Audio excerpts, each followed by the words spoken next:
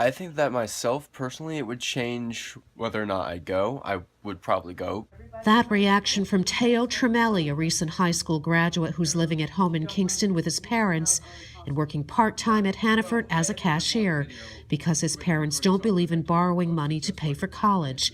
The recent proposal by Governor Cuomo to offer free tuition at state schools just might persuade the 19-year-old to pursue his interests like business and the arts. But I also think that it would cause a lot of people to undervalue the education in college, as a lot of kids I see do in modern days public school.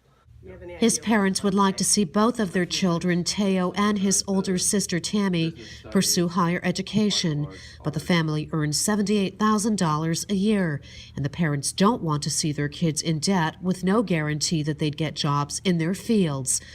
As for the governor's proposal, I think it sounds like a good deal, but I have very mixed feelings about it because I believe very firmly that there is no such thing as a free lunch. now the program called Excelsior Scholarship would be for students whose families earn $125,000 a year or less and would cost about $163 million each year.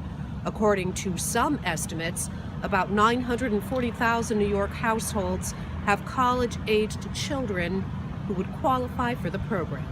I think he sees the bleeding of New York State. People are leaving in droves, and that includes the students. And he's trying to find some way to make people want to stay. But this isn't the way to do it, because it's just creating more welfare state. And if someone else is paying your way all the time, what are they going to do when they hit the real world? They're just going to stay here and say, okay, New York, continue to pay my way. The governor would like to roll it out by the fall, but Excelsior still has to be approved by the state legislature. Meanwhile, the Kingston mom said it might open doors for her kids. But the questions remain. Somebody has to pay the professors. So how is that being paid for? That's my number one question.